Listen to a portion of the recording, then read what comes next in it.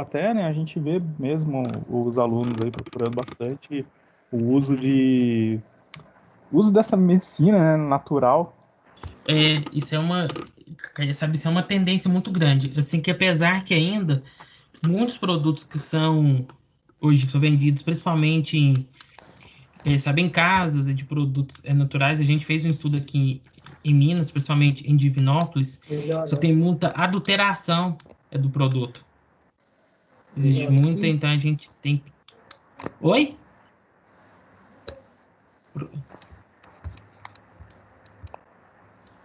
Eu acho que o professor não está conseguindo falar. O microfone dele não tá mudo. Ó, tá Tá mudo, tá achando? mudo. Tá mudo aí. Deixa eu falar uma coisa para vocês. E esses Sim. a utilização de fitoterapia, o Lucas, pode ser utilizado também como na área de saneamento básico, você entendeu? Tem várias plantas que tem, não é isso, Carlos? Você vai me corrigindo Tem. aí. Tem várias Não, você plantas pode falar. que são combinadas, né? Que elas podem trabalhar na urbanização e elas diminuem, por exemplo, o dengue, diminui, Sim, já está sendo utilizado no combate de mosquito, da sim. proliferação, né, É, de Ah, até vetores, não é nessa isso? área também, né? Interessante. sim. Que, em Brumadinho agora, naquela, rompimento da barragem, mesmo quando é que teve da Samarco lá, tem algumas plantas que produzem taninos, que dão um gosto, que sabe, astringente, sabe, nas frutas. Por exemplo, uma banana, quando ela está muito verde, quer saber, você morde ela, que aí ela dá tipo de puxar, Trava a sabe, a língua, né? sua. Isso, Trava a língua. Então ela foi utilizada para precipitação de metais pesados. Que eles sabe, utilizaram esse metabólito secundário para precipitação desses metais pesados que estão na água e conseguiram tirar. Ah, ela faz um controle, então. Sim, utilizaram ela em Brumadinho e em Mariana, aquela vez com rompimento da barragem. Ah, isso é bem interessante mesmo, né? É, e o povo que aí utilizando para. É utilizado, por exemplo, o tanino que só tem sido que é utilizado na produção de peças, aquelas peças para navio, para Uhum. não deixar provocar que o processo corrosivo, que aí eles criam tipo uma capa, passam nessas peças para não ter um processo corrosivo delas. Como fica muito na água salgada, pode produzir esse processo e ele tá, que aí, sabe, impedindo que essas peças que aí, sabe, ocorram sabe, o processo de corrosão, de ferrugem delas, na verdade. Uhum.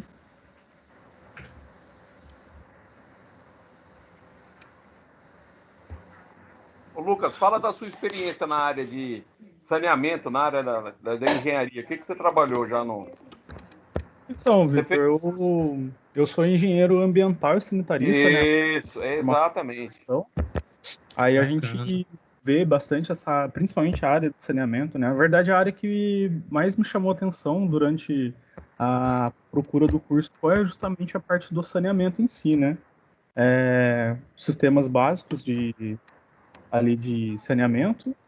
E eu tenho uma experiência em relação justamente ao controle, né, do uso da água, né, a distribuição de água aqui na população e também relacionado na agricultura, né? A gente foca tanto assim a área assim, urbana que a gente acaba esquecendo que a gente tem o maior número de terras rurais, né, no Brasil.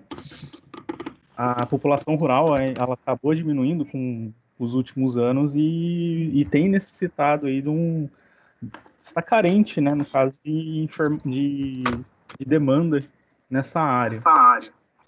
Então, o que que a gente tem observado, no estudo que eu fiz, por exemplo, é fazer justamente o monitoramento de como que a água ela se comporta no ciclo, monitorando justamente seus sais, os minerais, né, a composição química dela dentro do nosso sistema freático.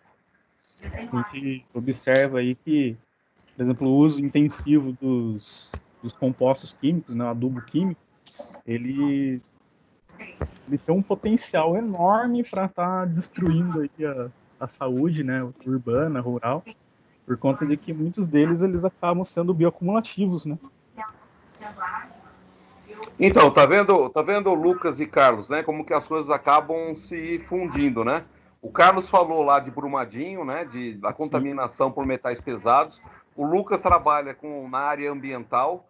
Nós trabalhamos na área de farmácia. Veja bem, olha a confusão que nós estamos. Nós Conectado. estamos no auge do Zika, coronavírus, H1N1, chikungunya, uma série de doenças, né? Que são oportunistas, né? Muitas delas oportunistas devido o problema, a nossa carência na área, né, ambiental. Temos um país continental que precisa ter estrutura para isso. Então, quer dizer, a engenharia civil ela vem dar a resposta.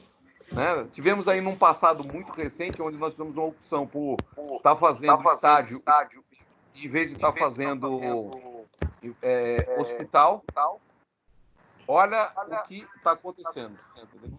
Olha a desgraça. Eu acho assim que a saúde pública, depois desse processo do Covid-19, só no Brasil, que a gente sabe no mundo, que a saúde pública, assim, só no mundo, não só no Brasil, que ela vai só mudar muito. E principalmente a visão profissional com relação aos profissionais de saúde, não só eles, eu acho que tudo assim, todos os profissionais vai ter uma mudança muito grande com o papel de cada um que a gente sabe na sociedade. Eu acho que isso vai mudar muito. E a visão, e a política também é de saúde, que ela vai passar por uma transformação. Quer saber, eu acredito, depois disso tudo passar, que vai ter que passar por uma transformação. Será uma nova fase do mundo. Quer saber, eu acredito.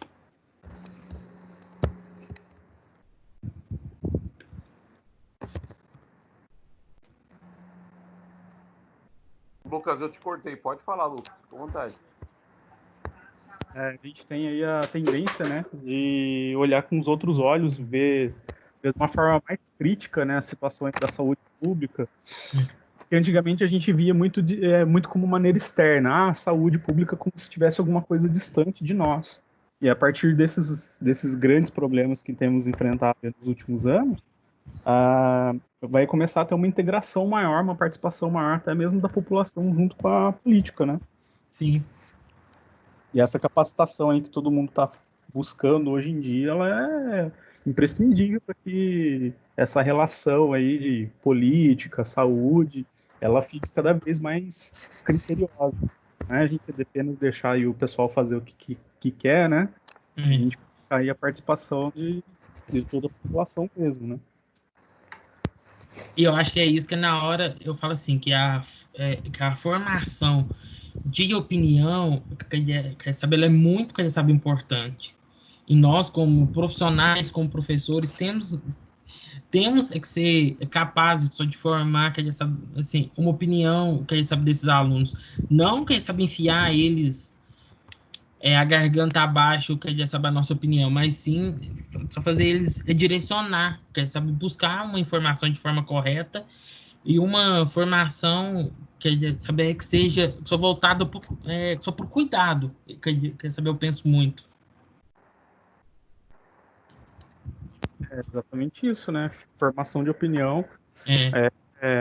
A gente ainda tem um nível, né, muito pequeno aí de pessoas com esse tipo de formação, né? A formação formal, digamos assim. E aí tem uma tendência de melhorar, né? Com tecnologia, com essas reuniões. Imagina, onde que a gente ia fazer um congresso, um debate, uma palestra, em meio a uma pandemia, né? E de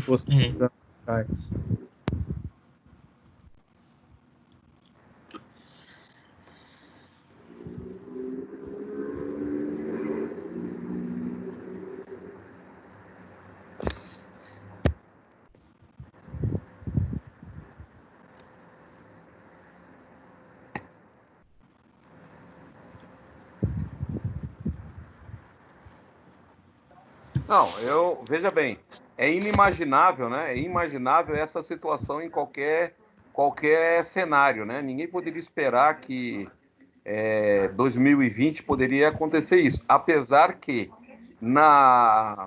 o Covid-19, né, nessa versão que está aparecendo aí, nós temos relatos na China mais ou menos em novembro, né? Tanto que aqui no Brasil, a primeiro caso relatado foi no quarta-feira de cinzas, né, onde teve a primeira morte. Então, já sabia que estava se escondendo alguma coisa. Eu duvido muito que seja lá na China simplesmente 3 mil mortos, né? Se a Deve gente ser muito acompanhar, mais. exatamente, se a gente acompanhar a curva de evolução epidemiológica de outros países, você entendeu?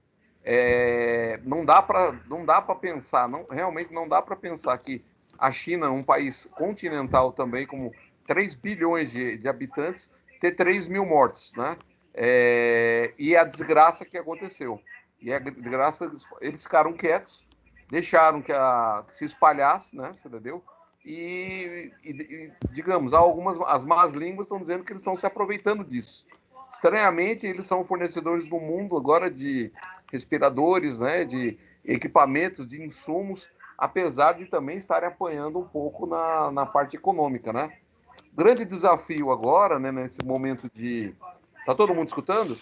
Sim, perfeito. Nesse momento agora de crise, é justamente nós nos adaptarmos a essa nova realidade. Então, o grande problema que se vem aqui é o quê? Fecha, abre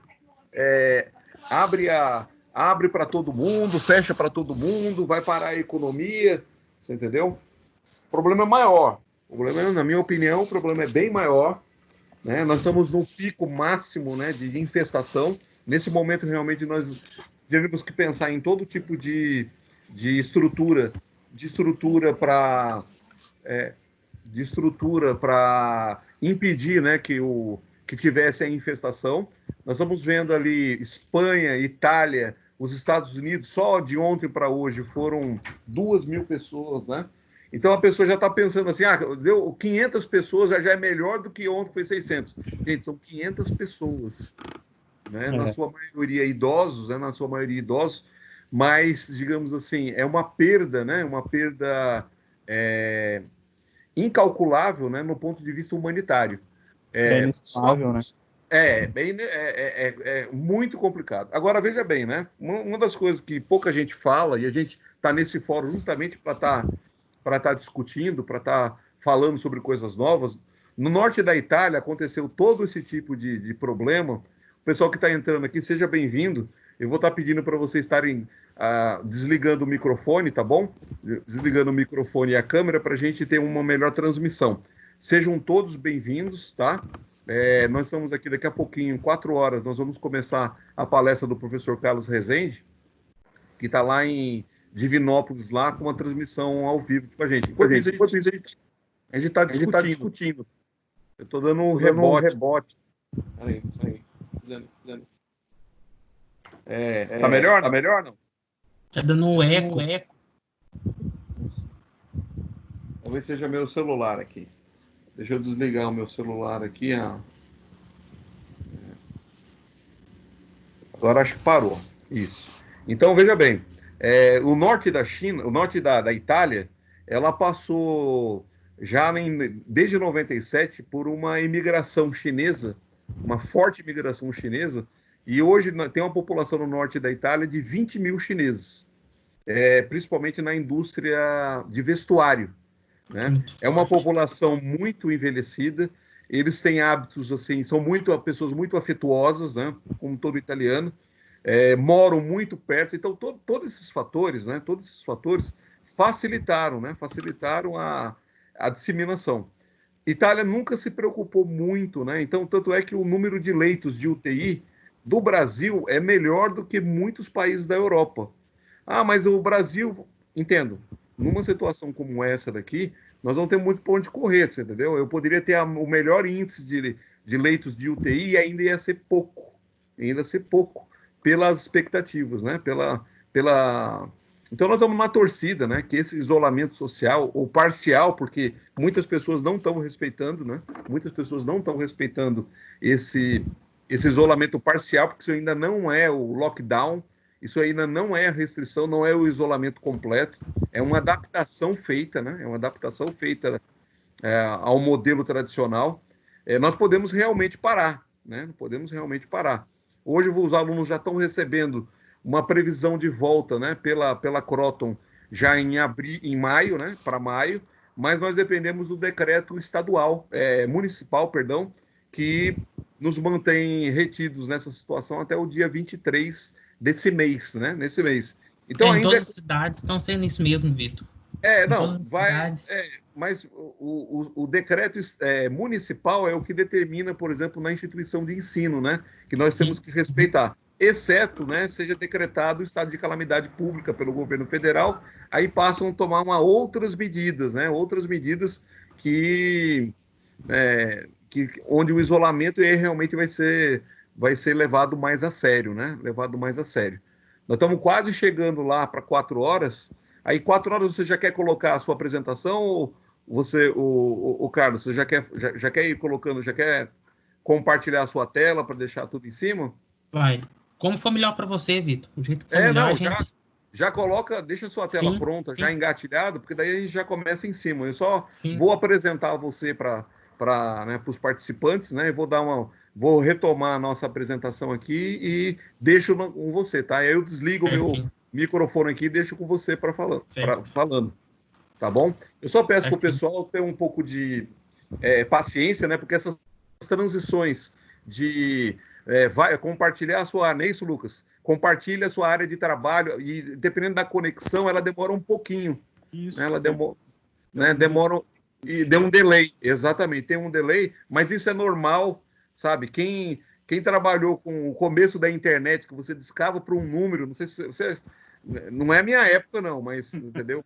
Não é a minha época, não. Mas você ficava lá, né, naquele barulhinho chato lá, e quando, entendeu? 200 mil horas para conectar e daqui a pouco cai a transmissão aqui online, isso aqui é uma maravilha, né? É uma maravilha moderna.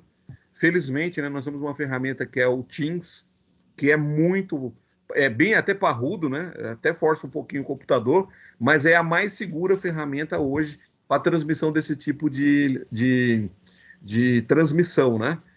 Muitos professores e muitos alunos estavam pedindo o Zoom, né? O Zoom é uma plataforma muito mais leve, eu não estou colocando defeitos, mas ela foi constatada um bug, né? Isso, uma insegurança. Uma insegurança importante, né? E nós estamos vazando dados, né? Exatamente. Os dados. Então, a plataforma da Microsoft, ela tem...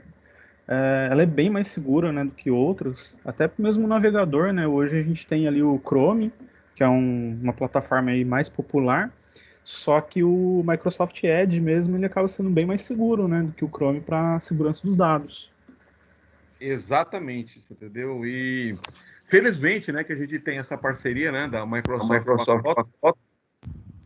justamente para nos auxiliar nisso daqui, não é isso? Pessoal, são 16 horas, né, em ponto. Eu vou começar a nossa reunião de hoje, né? E eu vou dar uma pequena explicação para vocês. Sejam todos bem-vindos a esse canal de transmissão. Nós apelidamos de janela de jaleco virtual. Jaleco virtual. Peço para o pessoal que está entrando desligar o microfone, por gentileza. Desligar o microfone, por gentileza.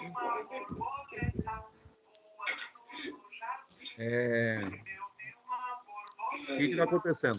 Jaleco virtual é uma proposta do quê? Nem sempre aquele camarada que está lá num hospital, que está tratando diretamente, nós temos muitos farmacêuticos trabalhando nas drogarias, diretamente com o público, correndo um risco grande, né? E nós temos hoje mais ou menos o quê? Entre 20% e 22% da população que atende em hospitais, farmácias, no sistema geral de saúde, já infectado com o corona e com outras doenças oportunistas, né?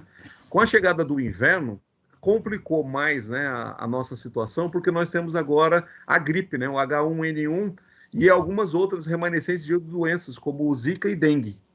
Então, a situação dá uma tempestade perfeita, né, para uma pandemia, né, para uma pandemia. O jaleco virtual é justamente o quê? Para dar voz para aquelas pessoas que trabalham no outro lado, que é não diretamente com os pacientes, mas trabalham com a informação. que hoje se mostra uma ferramenta muito importante no combate e das nossas diferenças.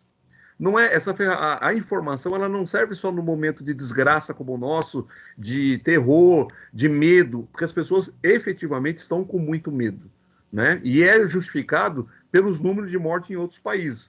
Então não precisa ser um grande expert em infectologia para observar o quê? Que aquelas mesmas curvas que estão aparecendo nos Estados Unidos, na Espanha, na Itália, né? Em outros países, estranhamente aparece na China, não aparece, mas para se estranhar, ela pode ter o mesmo padrão aqui no Brasil. Pode não deixar de ter? Sim. E aí é a grande busca, o quê? Que o isolamento, mesmo que seja seletivo, né? Só nós não podemos deixar agora que a discussão e o enfrentamento, né, para essa pandemia, ela caia no discurso político de alguns. E eu estou falando isso daqui tanto por parte do governo federal, quanto por parte do municipal, do estadual. Nós não podemos deixar isso daqui como plataforma de governo de ninguém. Porque o que acontece? De todos os lados, nós estamos perdendo. É incalculável o custo de vidas perdidas, mas também é incalculável uma economia de uma hora para outra, ela desabar. Né? Então, sem emprego, sem um ordenamento financeiro, a produção vai ser prejudicada. Né? Tá conseguindo, Carlos? Tá conseguindo, Carlos? Alô? Carlos? Carlos? Pera, acho que caiu a ligação lá do Carlos, mas enquanto isso nós vamos estar colocando. Ô, Rosângela, tudo bom? Seja bem-vinda. Que caiu, Vitor. Isso. Não, sem problema. Deixa eu só apresentar. Pessoal, então o Jaleco Virtual é essa proposta, ok? Eu vou estar trazendo para vocês durante esses dias, nos dias que não tiverem, eu vou estar avisando para vocês, temas importantes correlacionados. Então nós temos aqui hoje, nós vamos começar com o professor Carlos Rezende, lá de Minas Gerais, ele vai falar sobre fitocosméticos. Amanhã nós vamos ter, na sexta-feira, nós vamos estar falando com o professor especializado em Direito. Na segunda-feira, sobre metodologia científica, isso vai ser de muita ajuda para aqueles alunos que estão fazendo TCC, ou mesmo os alunos que têm que formatar, às vezes, um trabalho. Não tem muita gente sobre a dificuldade que ele tem em ABNT. Né? Vai ter uma professora especializada nisso, na área de fisioterapia. Na quarta-feira, nós vamos ter, na quinta-feira, muito provavelmente, nós vamos ter o recordista mundial em execução de pós-graduações. É um professor lá do Rio Grande do Sul, professor Léo. Ele tem mais de 25 cursos de pós-graduação. É uma pessoa voltada para o ensino, né? E isso daí é uma coisa muito importante num país onde nós não somos muito valorizados. Agora dá para se observar o quê? Que toda a formação técnica, né? Toda a formação técnica, ela é bem-vinda, ela é importante e ela pode somar. Nós vivemos, Lucas é testemunha disso, né? Nós vivemos o quê? Sucateando nosso sistema de pesquisa, e olha a falta que aconteceu. Olha o que está acontecendo. Quando você não investe em ciência e tecnologia e você não forma profissionais capacitados, eu não sei da onde que está duplicando aqui, gente. Peço perdão para vocês, mas vamos começar então. Carlos, pode assumir aqui. Oi. Eu vou pedir para todos, né, exceto o Carlos, desligarem os seus microfones para a gente assistir a palestra dele, tá bom? Eu vou estar me calando aqui. E boa apresentação para vocês. No final, o Carlos pode estar fazendo apresentações, pode estar abrir para discussões com vocês, pode fazer perguntas através aqui do chat. Então, aqui do lado, nós temos, não sei se vocês estão vendo, tem um chatzinho aqui, entendeu? E essa reunião está sendo gravada e depois ela vai ser disponibilizada nos nossos canais da faculdade do YouTube, ok? Então, tudo que for colocado, que for nesse projeto de extensão, ele vai estar valendo para os alunos como atividade complementar. Então, eu peço para cada aluno que estiver entrando, ele tira um print de tela, porque eu só vejo aqui, por exemplo, né, o nome, né, I7, é Yasmin, porque eu conheço, né, que já se manifestou. Mas outros alunos eu não tenho. Mas se você mostrar, depois apresentar, isso vai valer como uma atividade complementar proporcional ao tempo de duração dessa aula, tá bom? Carlos, seja bem-vindo, muito obrigado por você ter aceito aqui o convite, né? Eu fico muito feliz. Lucas Sato, semana que vem, vai estar falando com a gente. Já antemão agradeço o Lucas Sato, que vai dar um respaldo para a gente. É o momento da gente unir forças e, digamos, mostrar que todo o ensino, né, tem que ser plural, multidisciplinar. Isso é interdisciplinaridade na prática, tá bom? Fique com Deus, obrigado. Eu vou estar por aqui, tá bom? Vou desligar aqui, Carlos, assume por gentileza. Boa tarde, gente. Meu nome é Carlos. Hoje a gente vai estar falando sobre os fitocosméticos, uma nova tendência que é essa industrial. O que é um fitocosmético? O que é isso que está trazendo para o Brasil? Qual que é a nova tendência disso? Hoje as pessoas estão procurando mais cosméticos que sejam sustentáveis e que não agridam o meio ambiente nem a sua saúde com produtos sintéticos. Vou me apresentar brevemente. Meu nome é Carlos, sou membro da Sociedade Brasileira de Farmácia Clínica e membro da Sociedade Brasileira também de Farmacognosia. Faço parte da Comissão Assessora de Saúde Coletiva do CRF de Minas Gerais, mestrando em Ciências Farmacêuticas pela UFCJ, especialista em Gestão de Saúde pela UFCJ também. Estou terminando a minha especialização em Farmácia Clínica pelo ICTQ. Sou graduado em farmácia pela Faculdade de Pitágoras. Eu atuei como coordenador de assistência farmacêutica em 2 municípios. Participei também da implementação de consultório farmacêutico QRT em drogarias. Sou pesquisador na área de plantas medicinais e fitoquímicas. Sou revisor de alguns periódicos e professor e coordenador regional da pós-graduação em farmácia clínica. Sou da Unibras. Também faço isso. Então, esse é o meu breve currículo. Espero que vocês possam adquirir um pouquinho sobre o conhecimento que eu tenho para passar, que também eu estou aprendendo. Dúvidas, eu estou à disposição, tá? O que é o cosmético e da onde derivou essa palavra, né? Ela veio do grego, né? Cosmos, ticos, que significa ter poder de ordenar ou habilidade de decorar. Então, essa questão de cosméticos, ela veio sendo utilizada desde a pré-história, vocês vão ver uma linha do tempo que ela vai mostrar de onde já vem utilizando cosméticos e utilizando os produtos naturais como forma de decoração só do corpo e de pintura. Essa história... o pessoal, tá me escutando direitinho? Ok. O que aconteceu? Essa utilização dos cosméticos começou lá na pré-história, quando o homem pintava o corpo com casca de árvores, folhas e orvalho. Então, ele já se fazia pinturas, no seu corpo, e isso foi mudando ao longo do tempo. E isso se passou também para os egípcios. Se você for pegar uma foto, um filme, e ver que os egípcios já utilizavam a rena para pintura do corpo. Todas as mulheres quanto os homens eram muito decorados e pintados, tinham uma certa maquiagem. Isso foi se passando ao longo do tempo. Na Grécia Antiga, no Império Romano, já também era uma prática muito comum. E a higiene e o asseio eram muito valorizados. Então, por isso que se derivou a palavra do grego, cosmos, ticos, e do latim também, que chama comestorium. Então, isso foi se derivando e surgindo pela valorização da beleza e dos adornos também. Então, isso foi se valorizando durante os tempos, só na Grécia Antiga teve uma valorização maior.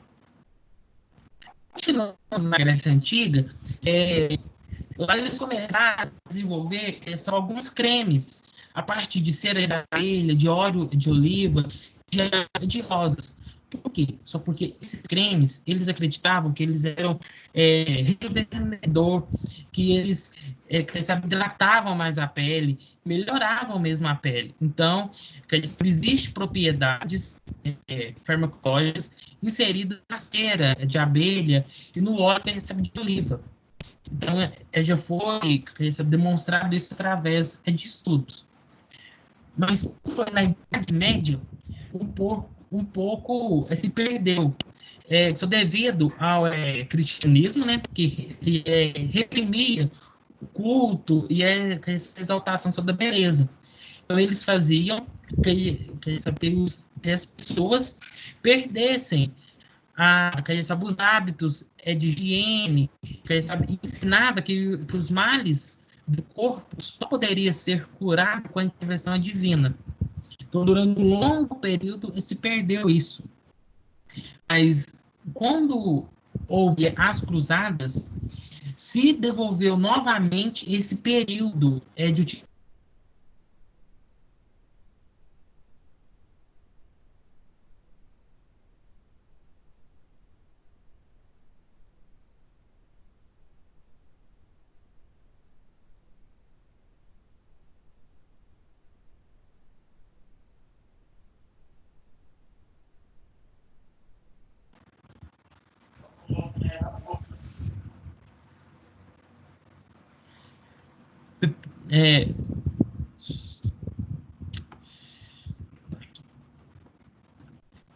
Voltou, né? Voltou ao normal. É porque caiu a internet, gente. Perdão, tá?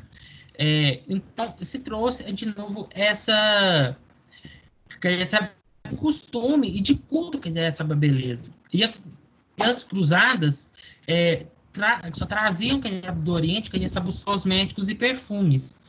Então, eles, só naquela região só do Oriente Médio, tinha uma grande porção desses cosméticos e perfumes feitos a partir de plantas e de produtos naturais.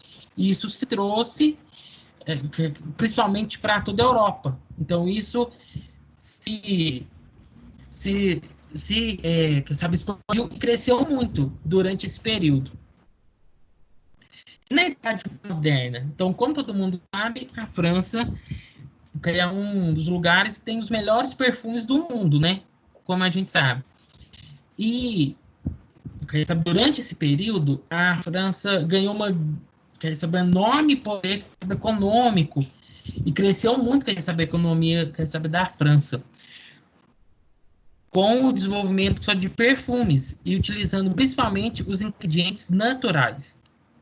Mas isso continuou. Em 1725, houve um grande salto dos perfumes. Mas isso aconteceu com o italiano Giovanni Maria Farina, que estabeleceu-se, em colônia na Alemanha, e criou uma das mais antigas perfumarias do mundo. E ele desenvolveu seus perfumes a partir de ingredientes naturais. E isso foi um grande boom na Europa, onde os perfumes eram muito caros e poucas pessoas tinham acesso. Então, vamos dizer que não foi a época da democratização da perfumaria, vamos dizer assim.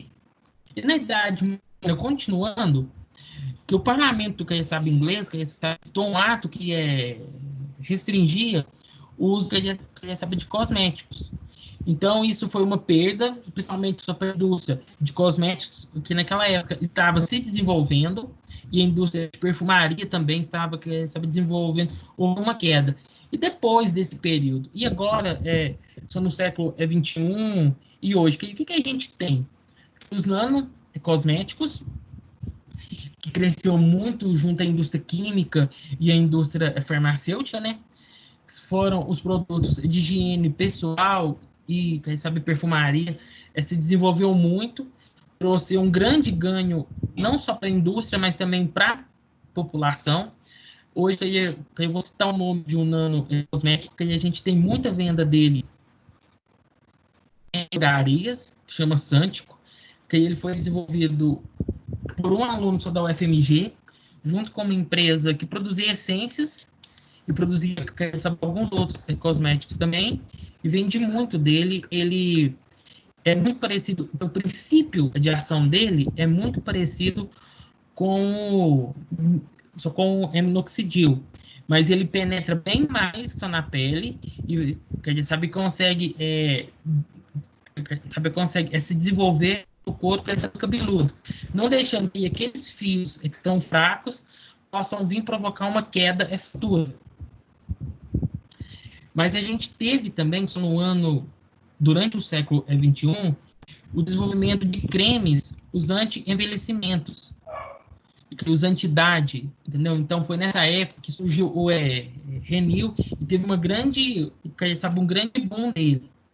E a gente teve também a melhoria das maquiagens, com a utilização de argilas, de maquitas, dentre outros. E até pedras semi-preciosas eram, utilizadas.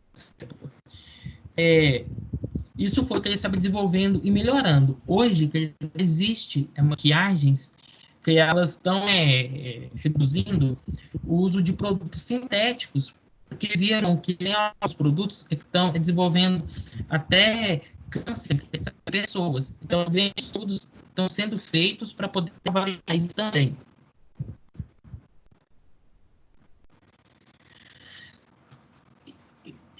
E hoje, os fitocosméticos e a ciência sensorial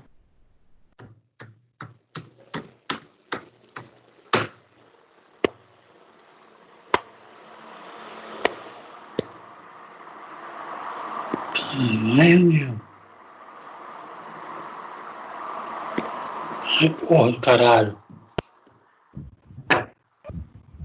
Pessoal, desliga o microfone aí, por gentileza. Ô, pessoal, se eu estiver falando depressa, vocês falam, tá? Porque talvez a gente vai falando e pode estar falando meio rápido. E o que Carlos, também... Oi? Carlos, deixa eu só dar um feedback aqui. A transmissão tá boa, de vez em quando cai um pouquinho, né? Cai um pouquinho, e às vezes tá quicando, tá cortando a sua voz. Tá. Entendeu? O slide aqui, você tá no slide de história, isso? É porque pra gente travou aqui. Isso, tá aí mesmo, né? Beleza. É isso mesmo. Tá, joia. É só pra gente alinhar aqui, tá bom? Vou pedir para todos os participantes, quando entrarem, desligar o microfone, tá? Ou se for xingar, xinga com o microfone desligado, tá bom? Agradeço. Obrigado. Brincadeira, hein? Não vai... Então, nisso também, essa indústria buscou também a utilização dos sentidos também, humano, para poder avaliar o cheiro, a textura, se tem um sensorial bacana, onde a pessoa consegue sentir bem, o creme, o shampoo. Então, isso foi uma questão a ser avaliada no processo de e pesquisa de novos produtos. A sensorial, porque esse olfato, como que ele reage na pele, foi uma coisa que eles viram, que o consumidor, ele cobrava isso também. Então, isso é importante avaliar. E hoje, e o futuro? Sabe o que a gente tem para hoje, que aí é o nosso foco central? Então, que são os fitocosméticos, onde a população deseja produtos que sejam 100% orgânicos e sustentáveis, que use a biodiversidade, que ele não agrida o meu corpo, mas ele não agrida também o meio ambiente. Então, isso são os ingredientes verdes, que aí a gente pode dizer assim, são aqueles fitocosméticos ou biocosméticos naturais, que possam cuidar não só da minha vida, mas também da natureza. Eu vou citar um exemplo só para vocês que cresceu muito. Só todo mundo conhece a Raia e Drogasil, que é do grupo RD. O que eles têm? Eles criaram uma marca própria, que chama Needs. Essa marca, ela viu esse mercado como um novo nicho e começou a investir nos fitocosméticos. Então, hoje ela tem uma linha própria voltada para esses fitocosméticos. Ah, mas é ela que produz? Não. Ela somente coloca a marca e terceiriza a produção dela. Tá? Então, isso cresceu muito e as indústrias estão buscando. Posso citar uma indústria grande, por exemplo, a Natura, que ela já está entrando também só nesse mercado, mas ela ainda trabalha muito com produto sintético. Então, ela está buscando também entrar nesse mercado aos poucos que ela lá vai. Então, ela quer também só buscar esse nicho de mercado. E os fitocosméticos? Então, já que a gente fala que é história, porque é importante a gente conhecer de onde vem, de onde surgiu, só para a gente poder, quem sabe, entender onde que é uma tendência, qual que é a importância dela. Que os fitocosméticos, eles possuem a capacidade natural de estimular a recuperação da pele. São também produtos produzidos, tá, gente, com ingredientes sem conservantes e sem nenhuma substância de origem animal. Então, é muito importante a gente saber disso, que o fitocosmético ele não pode ter nenhuma substância sintética e nem animal. Porque eles apresentam um cuidado a mais com a pele e o cabelo, porque não essa agride. Ele estimula a capacidade natural da pele, dos cabelos. Então, isso é importante que a gente saber disso. Que um fitocosmético, que ele não vai apresentar gerar, né, para a gente que é um problema futuro que a gente sabe de saúde.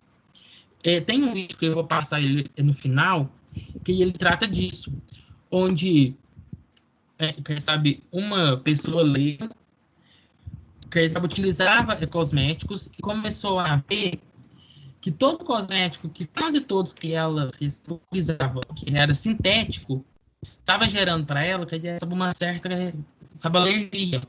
Então ela falou assim, por que eu não utilizar um cosmético natural, um fitocosmético, um biocosmético? E a partir disso, ela criou uma indústria de fitocosméticos, de cosméticos sustentáveis. Então a gente vai ver isso mais para frente também, querer saber a importância.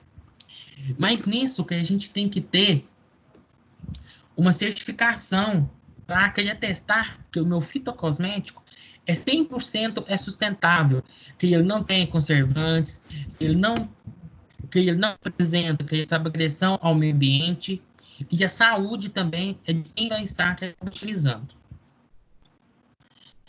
Essa certificação ela vem para atestar que os produtos são confiáveis para o consumidor. Então, isso, existe uma ISO, a ISO 65, que conduz o processo de certificação dessas indústrias. Então, que ela tem uma série de normas onde é feito esse processo de certificação. Para possuir essa certificação, que os insumos não podem apresentar pesticidas, antibióticos, fertilizantes, hormônios, ou até mesmo ter só qualquer engenharia genética envolvido no processo de aquisição desses insumos. Isso é importante a gente saber. O processo de produção deve ser totalmente ecológico e também sustentável, tá? E que promova a biodiversidade, que promova a proteção do meio ambiente, entendeu? E essa, como eu disse anteriormente, essa certificação garante a confiabilidade ao consumidor. Então, isso é bem importante. E hoje a gente tem a Anvisa, que trabalha muito com a atuação dela governamental na regularização desses novos produtos que vão surgir. E a gente tem um órgão assim, que é muito grande, que ele é internacional, que é a Federação Internacional sobre os Movimentos da Agricultura Orgânica, que é o INFOAM, e junto com o IBD, que é o Instituto de Bioética que recebe no Brasil. Eles são os maiores certificadores, hoje, que recebe atualmente, que são voltados para cosméticos. Ele traz, assim, Ele traz confiabilidade que ele sabe o produto, que ele vai atestar que aquele produto é de qualidade, é confiável. Sim? O IBD é Instituto Brasileiro? Não, é Instituto de Biodinâmica. Ele é um dos maiores... Isso. Instituto de Biodinâmica. Hoje ele é considerado um dos maiores, institutos da América Latina. Para você ter ideia. Muitos países como como Argentina, como Uruguai, tem esse baseado nas normativas dele para ele estar produzindo os seus fitocosméticos também. Então, ele vem a testar a qualidade do fitocosmético hoje, que vai ser disponibilizado para o consumidor. Então, isso é importante que a gente saber das certificações que são importantes. E ela vamos dizer assim, que ele é o merchan também, que ele sabe mais para a venda do produto.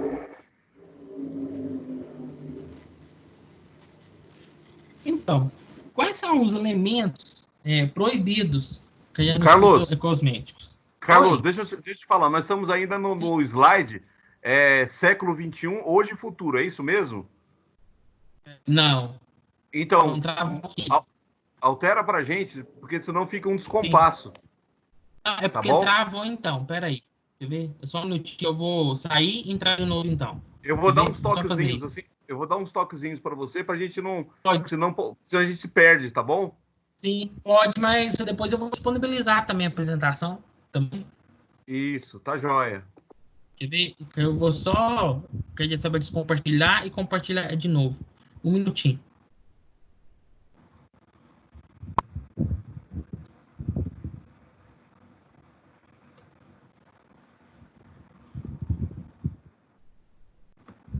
Voltou? Vitor? Não, ainda não. Não voltou, não. Não. Só um minuto.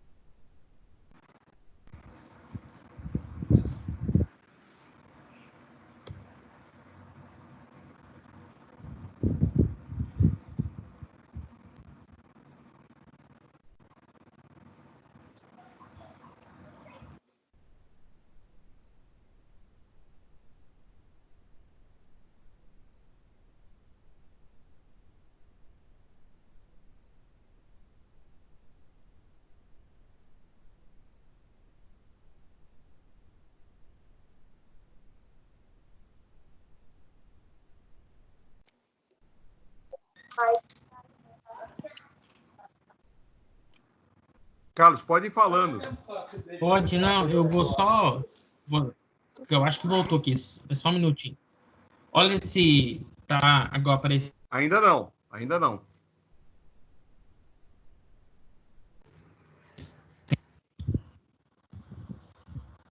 Voltou agora? Tá aparecendo? Agora sim, certificação. Isso, é porque é onde eu tava falando sobre... Ah, entendi. É sobre o IBD... Beleza, se eu ver algum descompasso, eu aviso você, tá bom? Eu não quero incomodar. Não, certinho. Tá bom? Não, pode falar, tá, gente? Dúvidas, se tiver alguma dúvida durante o processo de apresentação, podem falar, tá? Não tem problema não. Tá? Podem perguntar, porque a gente tá aí para isso, tá? Então, esses elementos proibidos, quando é encontrado lá no processo de análise, quando vai ter a renovação do certificado e ele é encontrado, queria saber o que acontece. A empresa que produz ele perde essa certificação, que produz o fito, queria saber, cosmético. Então, você não pode haver materiais pesados, hidrocarbonetos, pesticidas, dioxinas, radioatividade, resíduo de medicamentos e nitratos. Isso não pode, que a gente sabe, existir no nosso fitocosmético. E como que está a produção hoje, que a gente sabe, mundial? Como que hoje está? Quais é que são os maiores produtores? Hoje a gente tem a França, a Alemanha e a Itália e os Estados Unidos também. O Brasil, que ele está em desenvolvimento ainda. Então, hoje o Brasil está caminhando para isso. Muitas empresas, que a gente sabe, estão indo lá fora, é só buscar a tecnologia, que é a forma que eles sabem, utilizam isso só para empregar. Mas e nós, como profissionais, só podemos? Sim, só podemos. Hoje, o farmacêutico ele tem um conhecimento muito grande na área de produtos naturais e ele pode aperfeiçoar isso. Ele sabe, isso é possível, entendeu? Isso é possível e a gente tem essa capacidade. Hoje, os consumidores verdes são um grupo considerável, muito grande hoje, tá? E são os que mais priorizam consumir produtos que a gente sabe que não apresentem substâncias sintéticas. E isso também se deve com a preocupação ambiental deles. Então hoje tem essa consciência disso, entendeu? Então, essa preocupação ambiental deles vem muito crescendo e é uma coisa que preocupa muito, entendeu? Então, a gente tem que saber que esses consumidores verdes são quem sabe, os que mais buscam, quem sabe, o nosso produto. Ah, beleza. Adianta eu ter só o meu produto lá pronto, mas a embalagem primária, a embalagem secundária, que o meu rótulo tem que ser sustentável? Sim, tem que ser. Porque não adianta só o meu produto lá, o meu creme que está lá dentro só do frasco, não. Tem que ser por completo. Porque eu tenho que ter desde a caixinha, desde que sabe o rótulo, desde que sabe o frasco, tudo. Tudo tem que ser sustentável. Isso é importante, tá, gente? Tá? A gente tem que ter essa noção. Que tudo, que até mesmo a forma que eu vou trabalhar dentro da empresa tem que ser sustentável. Ah, então vou abrir uma empresa de biocosméticos, de fito. Só o meu produto deve ser? Não. Deve ser toda a cadeia de produção, todas as etapas, sabe como eu trabalho dentro da empresa. Isso é importante, que a gente tenha essa noção e esse conhecimento. E como que está hoje a questão no Brasil? Os fitocosméticos hoje que estão no Brasil. Como é que está hoje? Hoje a Amazônia tem uma biodiversidade muito grande e única, né, como a gente sabe. Hoje, existe milhares de espécies vegetais e o crescimento sustentável e a utilização vem crescendo muito. Assim, de forma exponencial, como a gente sabe disso. E a Amazônia dá, o surgimento para a gente de novas oportunidades. Ah, beleza, mas eu vou usar lá um produto, eu vou usar uma matéria-prima. Hoje, existem regras, leis para que você possa utilizar matérias-primas que são sustentáveis. Hoje existem leis para isso. Daria outra aula aqui que eu ficaria horas e horas falando. Então, só para tudo para ser feito, existe um respaldo legal para você poder utilizar esses recursos. E hoje a indústria de biocosméticos ela abrange assim, de vários segmentos, que ela pode ser de uma microempresa a uma grande empresa, ela pode ser de uma local a regional, até mesmo a nível internacional. Então hoje foi uma cadeia de produtos que cresceu muito, que a gente sabe, no Brasil. E isso se deve muito à biodiversidade que a gente tem hoje, e que é única. Por exemplo, hoje a Natura ela tem um instituto de pesquisa lá no meio da Amazônia, vamos dizer assim, dentro da Amazônia, onde ela está testando. Eu vou usar um extrato só de um óleo de copaíba, por exemplo. Mas ele pode ser usado como hidratante? Ele pode ser usado para como protetor solar, então eles estão desenvolvendo pesquisa nessas áreas também. Então, mas é de forma sustentável que eles estão só buscando desenvolver. Hoje, 70% das empresas que trabalham com biocosméticos, com fitocosméticos, prezam muito isso, a sustentabilidade, entendeu? Porque o cuidar é da natureza. Então, o que acontece? Hoje os produtos provenientes da Amazônia estão, assim, em um processo muito grande que é de expansão. Hoje, a substituição de produtos sintéticos por produtos naturais pode ser atribuído graças à biotecnologia, né, que a gente tem hoje, que o Brasil tem grandes, empresas. Hoje, as universidades trabalham muito com a biotecnologia, é voltada para isso. E para o melhoramento só da tecnologia industrial. Aqui eu trouxe alguns exemplos. Isso aqui foi de um artigo que eu encontrei.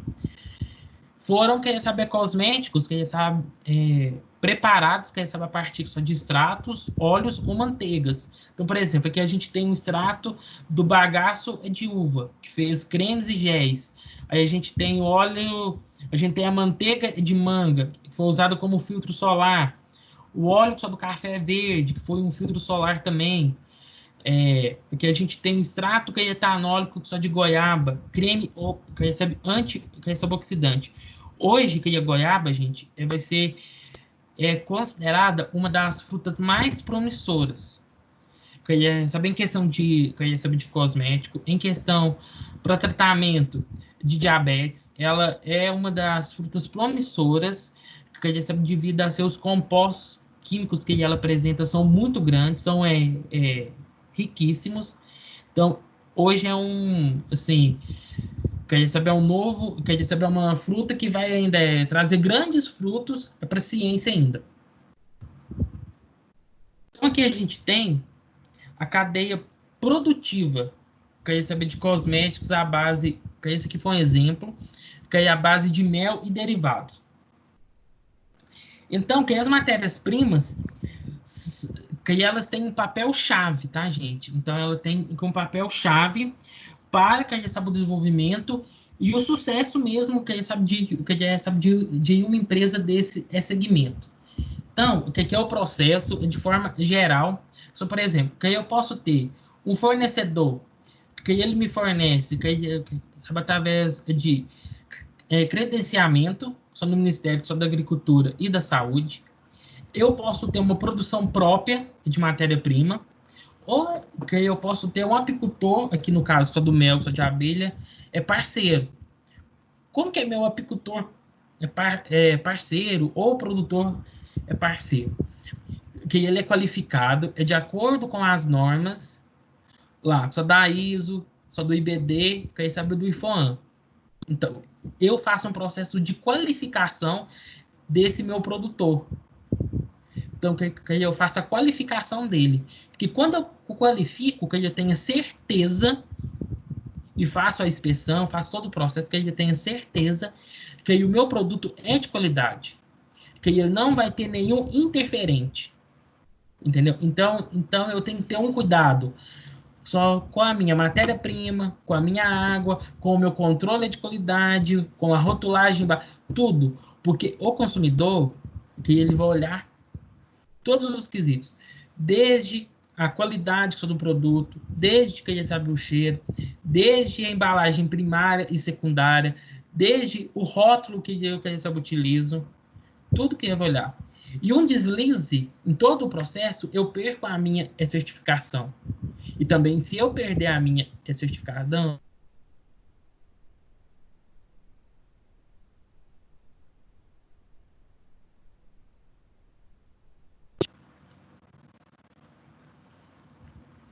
saiu o áudio, né, professor? Oi?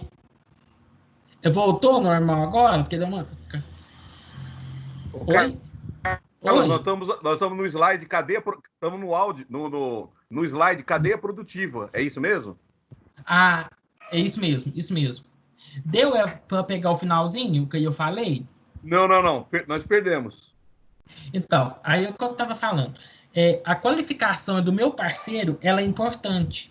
Seguindo as normas da ISO, que é do IBD, que é sabe da IFOAM, e de acordo com a Anvisa também. Porque se eu qualificar o meu parceiro, que aí eu vou saber que o produto lá, que a matéria-prima que ele produz é de qualidade.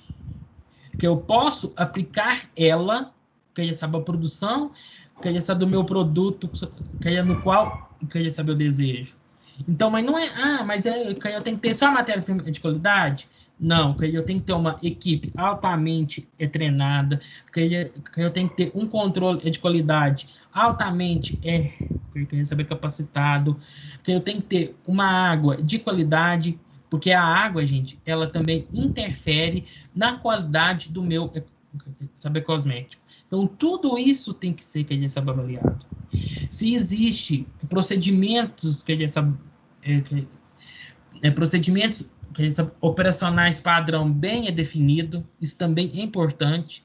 Então, é um conjunto só da obra. Quer dizer, só não adianta que eu tenha um rótulo, uma embalagem que a gente sabe é bonita, mas se eu não tenho a qualidade. Entendeu? Então, isso acontece muito só na indústria, principalmente indústrias novas, que tem, que eles sabem, um gás aí total, que é só para crescer, se perde nesse meio, que eles sabem desse caminho. Então, por isso tem que ter esse cuidado, essa atenção, e a gente saber trabalhar de forma, se eu não sei, procurar se qualificar. Entendeu? Eu acho isso importante. Hoje, muitas empresas, eu vou citar um exemplo só para vocês. Eu trabalhei na Farmax. Sabe aquela que faz acetona? Já viram aí? Que vende muito só no Brasil. Hoje é uma das maiores produtoras de acetona. Que do Brasil vende até para fora, só do país já. Principalmente para Argentina. Eu acho que é para Argentina, para o Chile, que ela já vende. Aí o que acontece lá? Que eles viram isso, que eles não tinham processos bem definidos só na área de produção, na área que a gente sabe de controle e de qualidade. Então, eles mudaram os processos deles, desde trabalho, desde tudo. Viram que a qualificação, eles qualificar sabe, os seus colaboradores era a melhor forma para melhorar sabe, o produto deles. Certo? Então, só por isso que é importante ter uma cadeia produtiva bem definida, que sabe, na área que a gente sabe de cosméticos, não só na área que a gente sabe de cosméticos, mas na área de medicamentos, isso é muito que a gente sabe importante. Então, que os constituintes químicos presentes devem ser bem que a gente sabe conhecidos, isso é de suma que a gente sabe importância, para possibilitar que a gente sabe a preparação de formulações com qualidade e de forma que a gente sabe adequada. Só, por exemplo, eu vou produzir lá, eu já produzo um shampoo X lá, e eu utilizo, sabe, o espessante X. Mas eu quero produzir o shampoo, mas eu preciso, sabe, de sabe, espessante, sabe, advindo só dos produtos, sabe, naturais. Então, eu tenho que começar, sabe, estudar e buscar, sabe, na literatura, sabe, que faça a mesma função sabe, espessante sintético, mas eu preciso de um espessante que sabe, natural. Então, eu tenho só que começar a comparar, sabe, a constituição química, quais são as propriedades funcionais e fisicoquímicas. Isso é importante também. Isso aí é um processo que demanda tempo, tá? Gente, dúvidas até aqui? Se tiver dúvida, pode perguntar, tá? Eu estou à disposição. Tendo dúvida, pode falar. E quais são os parâmetros avaliados? Oi? Carlos, posso fazer uma pergunta? Pode sim. Veja bem, nós temos um país continental como o Brasil, né, rico em plantas, né? Tem um acervo de plantas, talvez seja o maior do mundo, né? Maior do mundo. Sim. E por que a fitoterapia ela não decola? O que você acredita ser assim o impeditivo para nós termos uma produção? Porque eu não vejo até agora, talvez você me corrija, talvez em Minas seja diferente, mas por que nós não temos uma plantação extensiva de uma planta medicinal, como nós temos para café, soja? Você entendeu? O que esbarra para a fitoterapia, sendo que ela pode ser, digamos assim, a solução para muitas doenças? Então, o que a gente vê e a gente viu, que eu vou te falar em questão, que a gente falou mais cedo sobre a saúde pública, falou sobre políticas, né? Hoje o Brasil ainda, que ele não tem uma política bem definida. E ele também não tem, que ele sabe, incentivo para isso. Ainda que ele não existe, que ele sabe, um incentivo para a produção, só por exemplo, de hortas medicinais, que ele sabe, por exemplo. Então, hoje, um dos maiores produtores que a gente tem só no Brasil, que ele sabe, ele está no sul hoje, que ele está só no sul, só do país, e é um laboratório que ele faz a sua própria produção, mas como ele viu um nicho que ele sabe de mercado para ele, hoje quer saber, ele tem. E o que acontece? É porque não existe uma política bem definida, não existe um incentivo, não existe uma acreditação só por parte só dos profissionais ainda,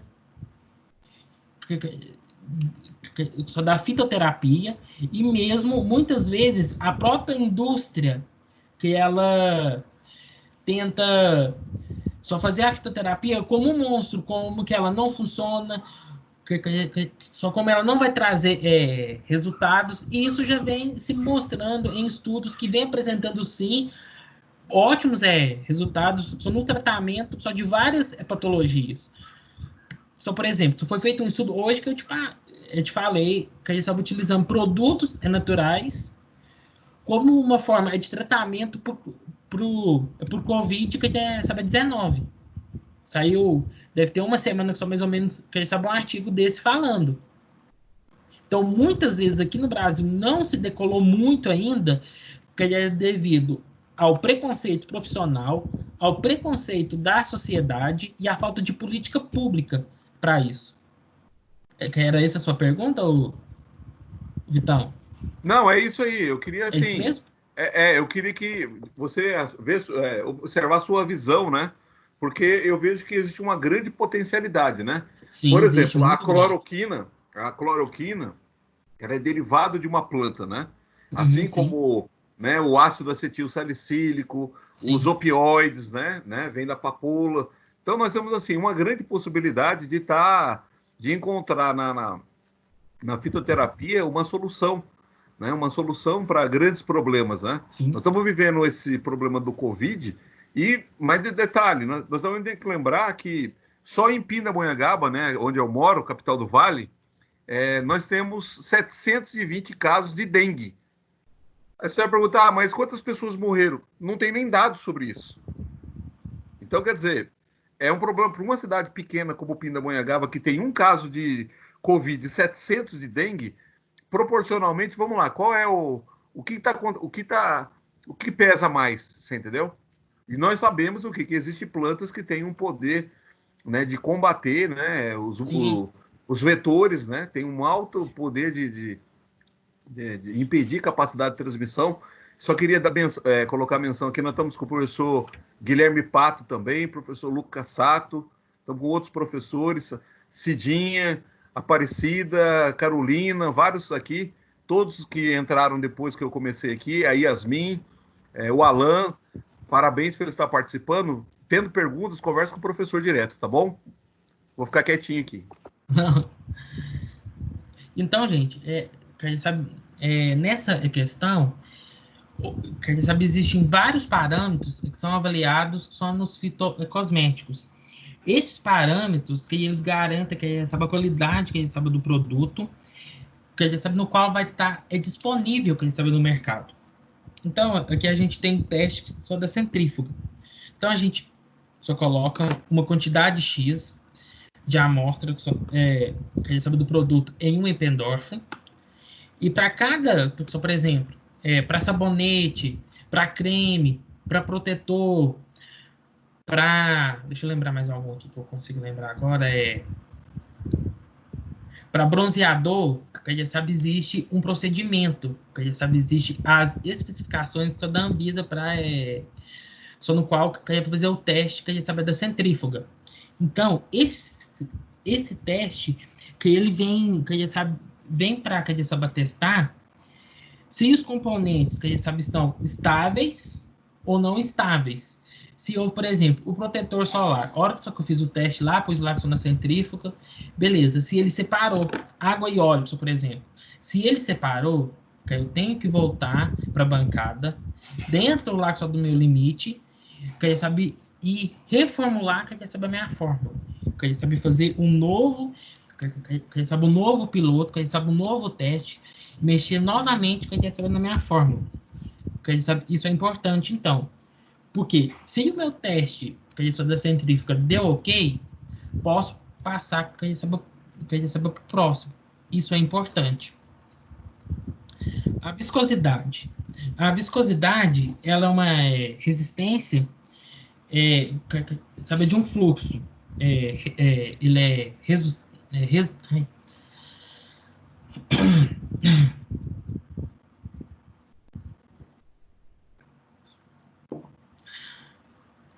ele é resultante só da aplicação que a gente sabe de uma força. Só, por exemplo, que a gente sabe um creme que ele apresenta uma baixa fluidez e uma alta viscosidade. Diferente só da água, que ela tem uma alta fluidez e uma baixa viscosidade. Então, quanto maior a viscosidade, maior é resistência ao fluxo, tá, gente? Então, é importante que para que a gente saiba avaliar como que ela vai estar presente dentro só do frasco, como vai ser essa qualidade que a gente sabe do produto. Então, ela avalia o conjunto da obra que a gente sabe inteira. Que a gente sabe da inteira, que a gente sabe do processo, que a gente sabe de fabricação, que a gente sabe de um novo produto. E o pH? Só por que o pH que ele é importante? Porque cada parte só do nosso corpo que ele apresenta, que a gente sabe um pH que a gente sabe diferente. E apresenta uma característica química que o nosso corpo também que a gente sabe diferente. Isso que a gente sabe influencia. Só, por exemplo, hoje, que a camada que protege, que sabe o cabelo, por exemplo, que tem um pH entre 4 e 6. Então, se eu fazer um shampoo fora desse pH, que ele pode trazer ao cliente uma série de reações que ele sabe diversas com a relação que ele sabe ao meu produto. Mesma coisa que ele sabe acontece com o sabonete íntimo. Porque ele tem uma faixa também que ele sabe ideal, só para ele preservar que ele sabe a flora normal, que ele sabe feminina. Se eu produzir um sabonete líquido íntimo fora dessa faixa, que ele sabe de pH, que eu vou ter uma reação adversa também. Então, por isso que é importante eu avaliar isso também. Então, qual vai ser o pH só do meu produto? Seja ele para o rosto, seja ele para a pele, seja ele que sabe um shampoo, que eu tenho só que avaliar. Se o meu pH que sabe estiver fora, eu tenho que voltar só para a bancada e refazer o meu produto. Então aqui é só para a gente só mostrar a escala de pH, tá? Só para a gente poder relembrar. E a densidade. Então, que a densidade ela é determinada com o uso de picômetro, né, ou densímetro, que ela é determinada ela é importante para verificar se houve a incorporação de ar no produto, né? E ela é para determinar o volume. Se a densidade estiver diminuída, a quantidade só do produto será bem menor e o produto ficará bem mais leve. Isso aí a gente consegue ver isso também. Isso é importante até na hora que a gente sabe do invase. Só porque às vezes eu tenho uma embalagem e ela pode ter uma deformação devido à densidade. Depois que o produto está lá na prateleira, pode haver uma deformação da embalagem devido à densidade. Isso ocorre muitas vezes com a embalagem. e a condutividade e resistência. Então, que a partir dela, que eu consigo avaliar quais as alterações que eu tive na condutividade elétrica, e ela pode ser também indicativo, para a estabilidade do produto. Porque às vezes eu não consigo olhar a minha estabilidade só do produto lá no teste só da centrífuga, talvez não deu nenhuma separação de fase, nem nada, mas nesse teste eu consigo avaliar. Então, eu tenho que descobrir qual que é o problema que está na minha fórmula. E a gente tem os sólidos totais. Então, por exemplo, os sólidos totais, ele vai revelar quais as substâncias orgânicas, inorgânicas, que eu vou ter, na minha fórmula. Por exemplo, eu vou dar um caso, por exemplo, assim, que eu tenho lá, só no meu, desenvolvimento, pesquisa, um dos colaboradores está produzindo lá um shampoo, que ele vai ser feito de carqueja, só por exemplo, que as pessoas usam fazer para tratar, que às vezes piolho, que sabe que nessa região de Minas ele é utilizado, que eles fazem como se fosse um shampoo mesmo, meio caseiro.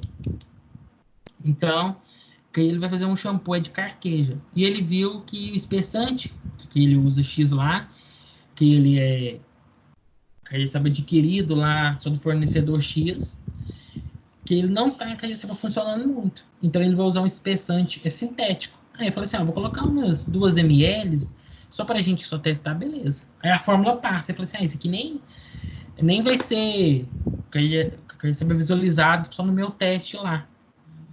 É lá dentro que ele sabe do controle, que ele sabe de qualidade. Bom, quando chega lá só no controle, que eles vão analisar, eles descobrem que um dos dos espessantes utilizados lá era um espessante sintético. Aí o que acontece? Todo o processo que foi feito é perdido só durante essa análise que consegue detectar. Então, o que acontece? Que às vezes se perde uma certificação devido só devido o colaborador querer burlar o processo de desenvolvimento, tá? E a gente tem também o índice de espuma. O que acontece? O consumidor que ele acha que para um sabonete, para um shampoo, que ele deve apresentar um índice de espuma. E para ele, que o poder de espuma é considerado um indicativo de qualidade. E nem todo shampoo ou espuma que ele precisa produzir, que ele não precisa produzir espuma. Que o poder de limpeza dele, que às vezes não produz nenhuma, espuma. Então, a espuma, muitas vezes, é utilizada como marketing. Tá, pessoal? Isso aqui é só para a gente ver, os pontos importantes só de um produto. E a expelibilidade. Então, isso é outro fator também muito, importante, porque, é uma resposta que deve ser, avaliada sempre e monitorada, tá? O alto índice de expelibilidade, que ele só consegue, espalhar só na pele, indica uma aplicação reduzida. Só, por exemplo, se eu for ter que usar uma gota só de um creme, só para as mãos, que com uma gota que eu consigo, espalhar, beleza. Ótimo, então eu vou gastar pouco só daquele produto. Mas se eu tiver que usar um produto onde eu tenho que gastar 4, 6 gotas, isso não vai ser interessante, só para o cliente. E isso vai acontecer, o seu produto ficar encalhado só na prateleira. Então, avaliar a expelibilidade é interessante, porque o consumidor quer hoje que é um produto onde ele gaste pouco dele e que ele sabe que ele dure mais tempo. Vai ser, quem sabe, interessante só para a indústria ele só gastar mais? Vai, ótimo. Isso, quem sabe, aconteceu com o protetor solar. Ele, hoje, só de uma marca X, o que aconteceu? Ele pegou e estava, segundo eles, não mudaram a fórmula. E esse protetor, que ele veio com uma viscosidade muito, quem sabe, diferente. Então, ele estava bem mais ralo só do que anteriormente. Então, eles estavam tendo que gastar mais para se proteger, só para espalhar só pelo corpo.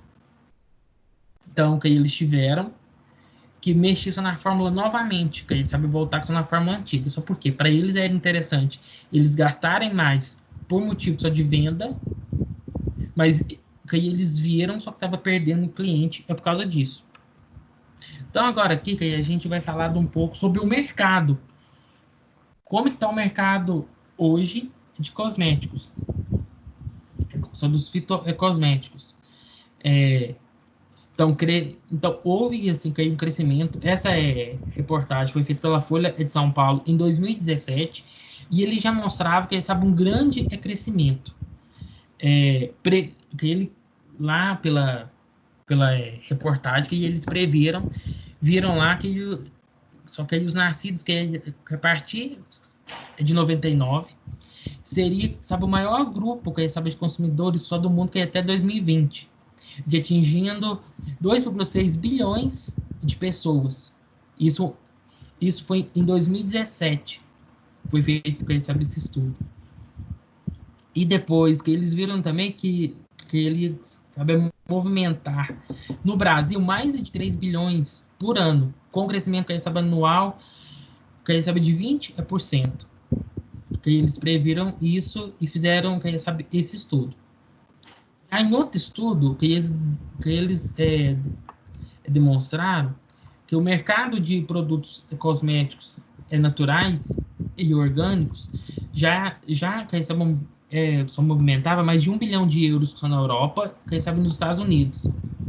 Quem sabe no Brasil, que esse mercado ainda não se mostrava tão desenvolvido, mas eles esperam que só naquele ano foi vendido mais de 1 milhão, quem sabe, de cosméticos naturais e orgânicos, quem sabe no ano de 2017. Então, assim, foi um crescimento. Hoje a gente vê esse crescimento muito grande. Foi de forma exponencial. Então, a gente tem visto isso, sabe, esse crescimento hoje, que são de pequenas mesmo, quem sabe, indústrias, crescendo nesse desenvolvimento, quem sabe, buscando os fitocosméticos como uma nova tendência de mercado. Gente, disponibilizei esse link sobre esse vídeo, que traz tudo que foi dito assim, de forma bem sintética, só para vocês, quem sabe, entenderem. Que eu não sei se vai dar para sair o áudio aqui, mas eu mandei o link, que eu vou tentar colocar ele. Deixa eu ver se dá para colocar ele aqui, só um minutinho.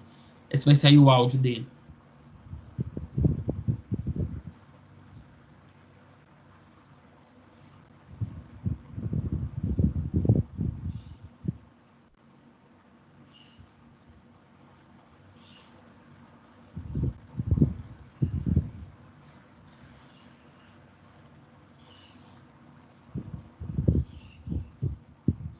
Eu acho que não vai dar, mas eu mandei ele, depois o Vitor vai passar ele só para vocês. Gente, muito obrigado pela atenção, tá? Eu espero que os fitocosméticos possam aí trazer, quem sabe, algum conhecimento para vocês. Desculpa, quem sabe, às vezes o nervosismo, porque deu esse problema, eu fico achando ruim, porque pode ficar se perdendo, porque a internet está com problema, só não tá boa. Eu peço, quem sabe, desculpas, que aí pelo nervosismo, quem sabe, às vezes, só desse quesito. Estou, quem sabe, à disposição, porque eu ainda tenho muito, sabe, que aprender, que a gente está só num caminho aí de construção a todo dia, sabe, do conhecimento. Espero que vocês tenham gostado. Dúvidas, estou, quem sabe, à disposição. Aqui tem meu e-mail, tem meu WhatsApp, podem, quem só mandar mensagens. Vamos fazer uma sociedade diferente. Eu acho que esse é o momento nosso. é poder transferir, sabe, o conhecimento, sabe, um para o outro, é construir mesmo. Eu estou, sabe, à disposição. Muito, sabe, obrigado pela, sabe, atenção.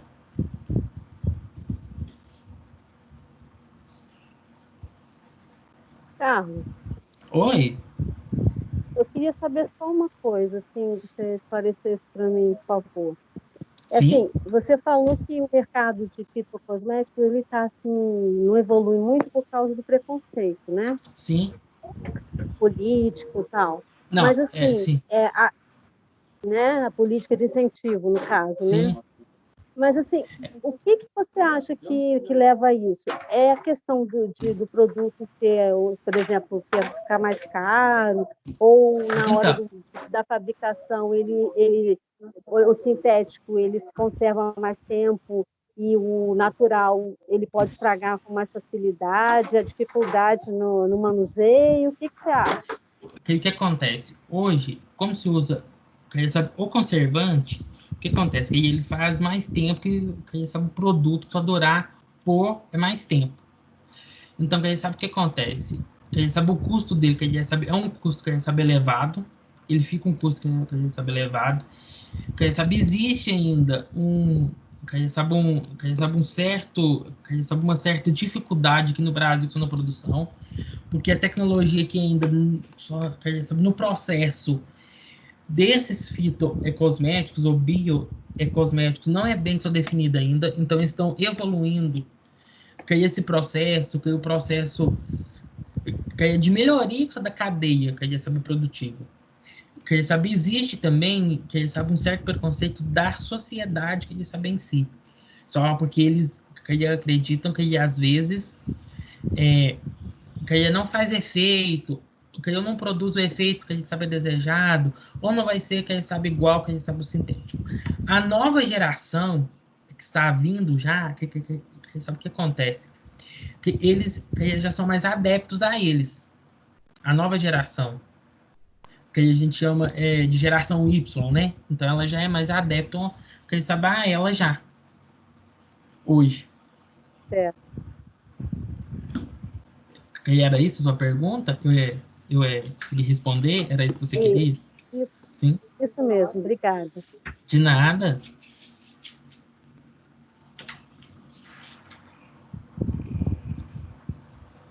Mais alguém? Mais alguma pergunta?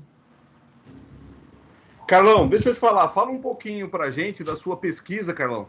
Do que você está fazendo no mestrado, por Então, gentileza? hoje eu trabalho com validação de métodos. Quem já teve química e quem sabe analítica, já ouviu falar um pouquinho de validação de métodos.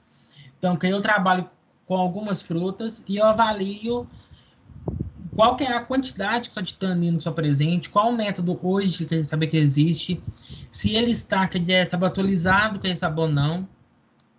Que a gente sabe, esse é uma das minhas pesquisas principais que sou do meu mestrado. E tem outra que a gente só está fazendo, que é o desenvolvimento de um aplicativo para crianças que são autistas, que a gente está desenvolvendo um aplicativo para poder desenvolver que a gente sabe a capacidade deles cognitiva também. Esse é um aplicativo que a gente está desenvolvendo. E tem mais o que esse hoje a gente começou, ele deve ter um mês, mais ou menos, que é com relação que a gente sabe o uso que a gente sabe de agrotóxicos e a produção de compostos fenólicos. Se o uso que a gente sabe interfere só na planta, só na produção que a gente sabe desses compostos. Que a gente sabe quais os riscos que ele pode trazer para essa produção. Então é isso que são essas três linhas que eu trabalho também com elas. Mas o meu forte que são os produtos naturais, que sabe a avaliação do teor, que sabe de tanino, qual que é a atividade biológica, que sabe também, que sabe avaliando, principalmente só da goiaba, da manga, só da uva também, só que tem grandes, que sabe, estudos, que sabe que estão sendo feitos, e é mais nessa área que a gente está desenvolvendo. Legal, Carlão. Mais alguém tem pergunta, gente?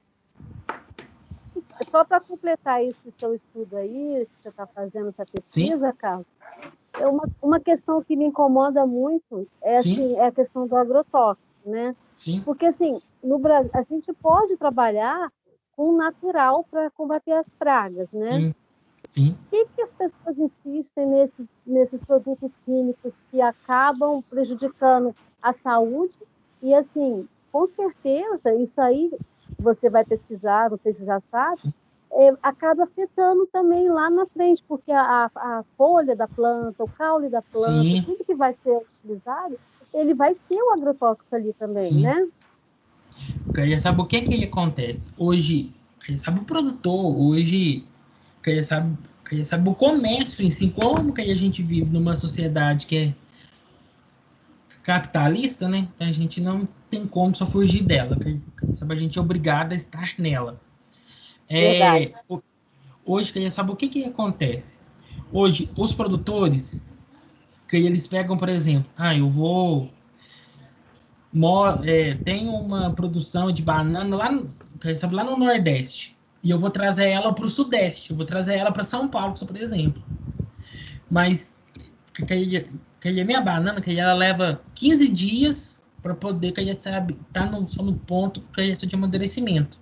Então, eu vou lá, hora só que eu termino de pôr ela só na caixa, embalo ela, jogo por cima, tem um nome só do produto que agora eu não vou lembrar de cabeça, que aí eles jogam chama de como se fosse um amadurecedor, que ele é um pó, joga só por cima, porque a hora que chegar aqui lá em São Paulo ou em Minas, seja onde for, que o produto só já vai estar pronto só para ver, só para se vender.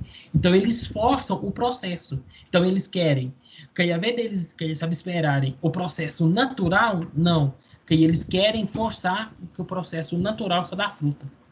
Carlos, posso Então, dar uma oi, complementada aqui, se me sim, permite? Então, permito, veja bem, lógico. eu não sei quem perguntou, por gentileza, quem que perguntou, amor? Sou eu, professor Vitor Anivalda, Ô, Nivalda, tudo bom, segundo querida? semestre de farmácia. Tudo Isso, bom? legal. Excelente sua pergunta, excelente sua pergunta. Só que veja bem, nós somos massacrados, né, por uma cultura consumista, como o Carlos estava dizendo. Então, hoje é produção. Nós temos que manter a produção e o Brasil é campeão mundial de uso de agrotóxico, né? Então, veja bem, Então, vários agrotóxicos que são proibidos, né? Isso é que é importante, olha. Vários agrotóxicos são proibidos no mundo inteiro. Se eles estão proibidos, é porque existe literatura suficiente, você entendeu? Que diz o seguinte: olha, ele é prejudicial à saúde. Se ele é importante se ele é eficiente para uma praga, mas para o ser humano, ele é altamente prejudicial. Pois bem, existem empresas lá fora, no Japão, nos Estados Unidos, na Europa, que produzem e o único cliente é o Brasil. Ai, meu Deus. Tá bom, Opa, cara? alguém desmaiou aí, ó.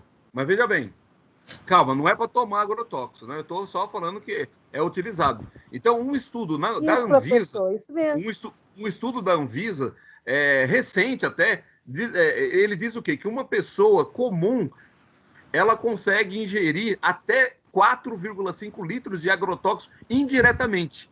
Aí vocês vão perguntar, professor, mas isso aí é muita coisa. Gente, vocês já perceberam a quantidade de pessoas que vem adquirindo câncer, vem manifestando câncer sem nenhuma explicação? Então, a alimentação ela acaba sendo o quê?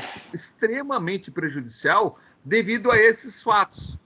Né? O Brasil vende, né, as suas commodities, soja, milho, arroz, É, feijão, vai vender isso, então, e a indústria ela se beneficia disso. Só para você ter uma ideia, e não bastasse o agrotóxico, tem também a manipulação genética, né?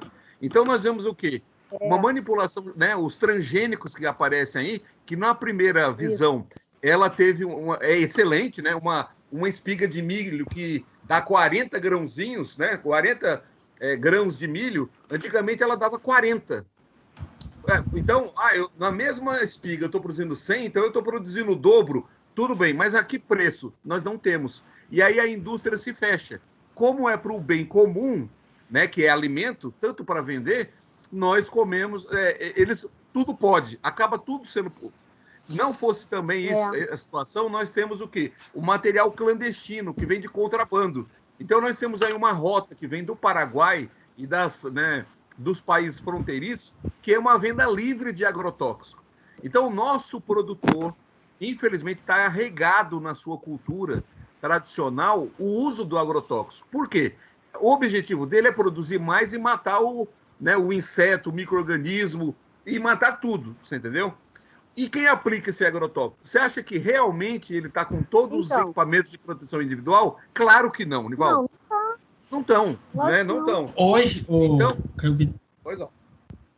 então, hoje, que o maior índice de intoxicação, de acordo com o Sintox, o último que eu vi, deve ter mais ou menos uns 3 meses atrás, falava que o maior índice de intoxicação hoje, sobre os 2 maiores é por medicamento e por agrotóxico. No Brasil hoje. São os 2 maiores. Então, aí é uma... Olha como nós colocamos, né? Então, veja bem, se você, Nivaldo, se você pegar uma maçã, né? A gente olha aquela maçã vermelha, bonita, ela parece até... parece até brilhante, né? Parece aquela maçã da Branca de Neve, né? Se você pegar... Eu já olho para tudo, já vejo agrotóxico e tudo. Agora, se você pegar água quente, né? Água quente mesmo, na chaleira, e você jogar em cima dessa maçã, você vai observar o quê? Vai ter em cima dela uma fina camada de uma material, parece uma cera. Você entendeu? Nós comemos aquilo e não tiramos, você entendeu? Aquilo é para manter o mais bonito, você entendeu? Manter mais bonito. Então, o adiantar do amadurecimento, né, como nós colocamos, como o Carlos falou, né, existe alguns gases também que a banana e outras frutas entram verde dentro de câmeras, eles colocam aquele produto, se eu não me engano, é o etileno, é o gás etileno. É o etileno. E eles o quê? Aceleram o processo. Então, nós acabamos comendo uma banana sem gosto. Não sei se vocês já observaram, mas ela é diferente de uma banana quando você vai na roça, por exemplo, e pega um cacho daquele que é menorzinho, a banana é menor, você entendeu? Às vezes é bicadinha lá, o mosquitinho vai lá, ou um bichinho ataca ali, ela não é tão bonita como essa comercial, só que o sabor é diferenciado. Né? Então, nós estamos... Pois não. Assim, mas eu sonho, o meu sonho é o natural. Eu sonho com isso que um dia a gente vai chegar. Porque, assim, embora seja capitalista, embora haja necessidade, embora a população mundial está muito grande, tem que dar conta de tudo, tem que produzir em maior quantidade, mas não é... Tu acredita que, assim, que seja possível a gente conseguir naturalmente as coisas ou tem que ir por esse caminho aí?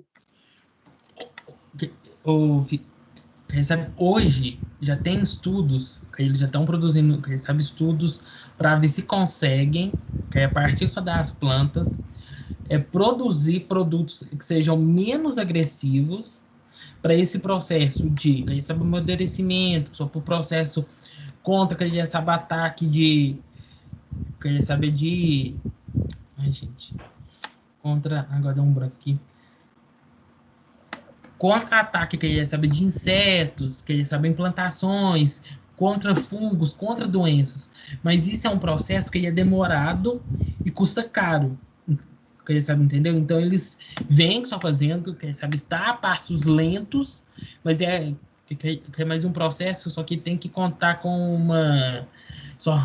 uma biotecnologia muito, queria saber, avançada. E hoje, quem faz muito isso, queria saber, os Estados Unidos. Porque o Brasil está começando a caminhar nesse processo.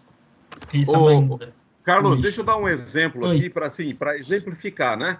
Na década de 60, o Brasil começou com a pesquisa do álcool, né? E a pesquisa do álcool, basicamente, o que? É biotecnologia.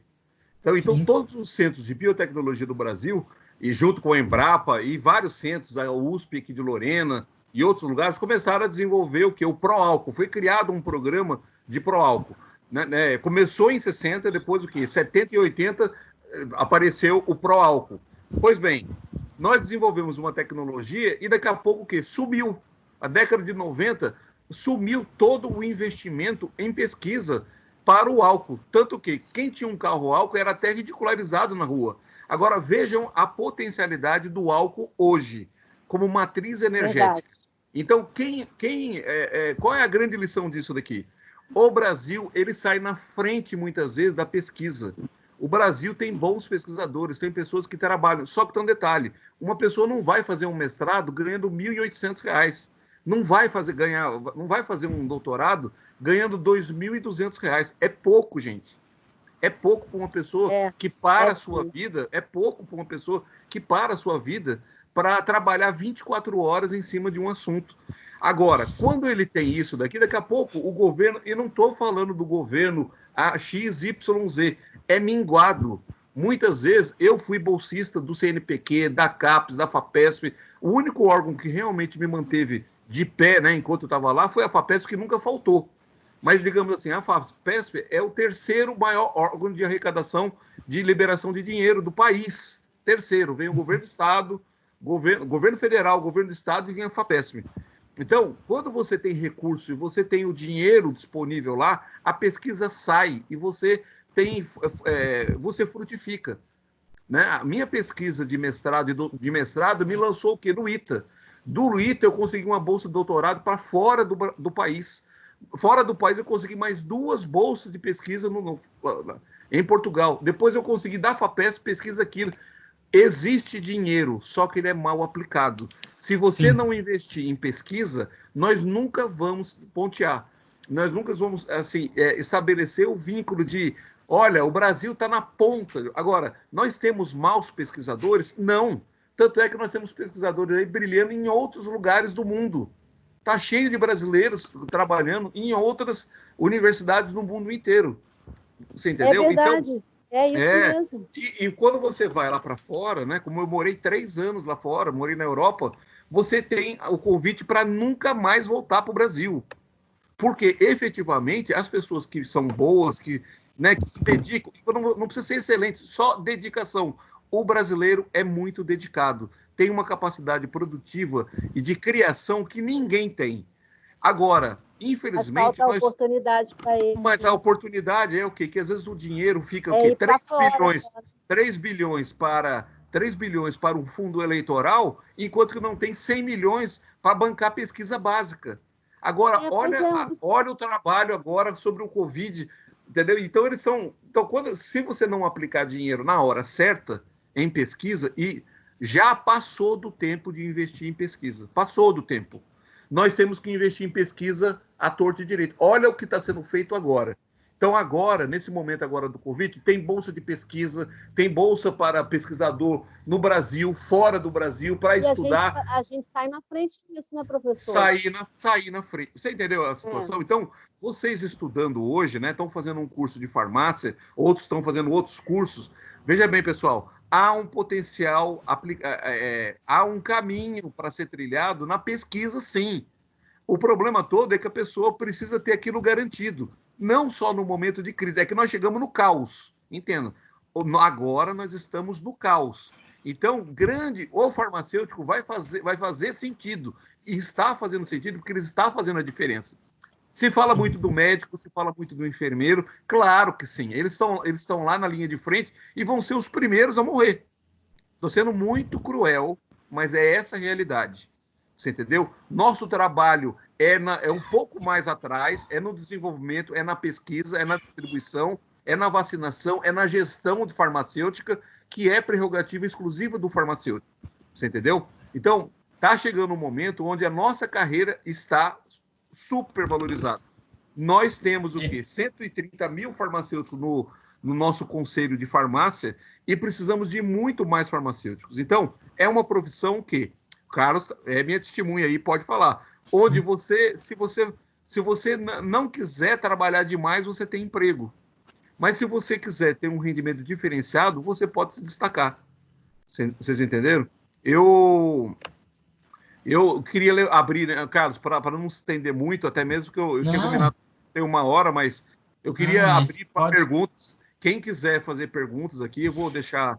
Eu só me meti aqui para complementar o caso, né? Mas desde já eu queria agradecer, as pessoas estão saindo, queria agradecer os participantes, Nós vamos estar continuando trazendo outros palestrantes, assim como o Carlos. O Carlos vai ser convidado semana que vem também para dar outra palestra para a gente. Sim. Tem muito a oferecer para a gente, né? Você entendeu? Tem muito para oferecer para a gente.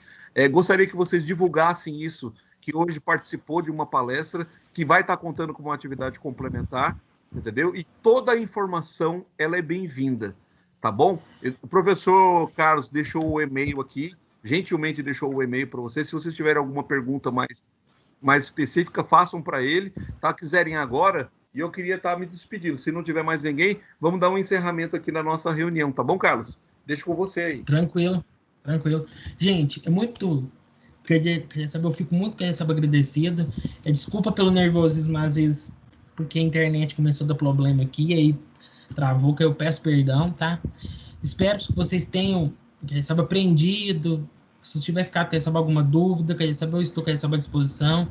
Se vocês quiserem conhecer mais sobre a área de produtos naturais, de plantas medicinais, da farmácia clínica também, que a gente já... Hoje a UFCJ tem um serviço de farmácia clínica muito forte aqui na região, que ele presta dentro do SUS, e é muito bacana. Se vocês quiserem conhecer, eu estou disponível só para perguntas, dúvidas, para poder ajudar. Eu acho que a gente está aqui para poder agregar valor, para poder gerar conhecimento. Eu não sei o tudo, quem dera que se eu soubesse, que eu estou aqui para aprender, que sou com vocês. Então, eu estou à disposição. Tendo dúvidas sobre a área de plantas, área de saúde pública, como assistência farmacêutica, saúde coletiva, que eu trabalhei muito tempo só no SUS, eu tenho uma experiência muito bacana, eu estou à disposição. Para o desenvolvimento de projetos, pesquisas, também a gente está à disposição. Muito, muito mesmo, obrigado. Fiquem com Deus e até a próxima. Tá, obrigada. Pessoal, só para terminar, muito obrigado, Carlos, obrigado, o Lucas ficou com a gente aqui, obrigado, professor Guilherme Pato, todos os nossos presentes aqui, né? Eu estou vendo aqui a Geisa, Rosângela, Carolina, o Alain, André está com a gente aí, o outro Alain, Vitória, Tiago, Bruno, tem mais alunos aqui, se eu não falar, me desculpe, mas digamos assim... Carlos, muito obrigado pela sua disposição. Fazer transmissão ao vivo não é fácil, pessoal, porque existe uma série de fatores que passam da nossa capacidade, e o principal deles aqui é a dificuldade da ligação. Então, saúde, um simples desligar de uma conexão faz com que muitas vezes você perca. Então, são vários fatores ao mesmo tempo, mas acho que foi um sucesso. Saúde, meu Deus. Foi um sucesso, entendeu? Nós tivemos caso grave, tá? Vamos ver medir a febre aí, tá? Se o caso for grave, a gente... Não vá para a UPA ainda, por enquanto. Não vá para a UPA ainda, pelo amor de Jesus, entendeu? Foi na palestra do professor Vitor, pegou o Covid e morreu. Jesus Cristo amado, você entendeu? Tá, vamos encerrar antes que morra alguém aqui durante a transmissão. Muito obrigado a todos, gente. Fica com Deus, tá? E eu vou mandando as informações para vocês. Um abraço para vocês. Até mais. Carlos, brigadão, viu? Obrigada, professor. Um abraço também. Valeu. Vou precisar sim, com certeza. Forte abraço a todos. Até mais. Assista a aula à noite.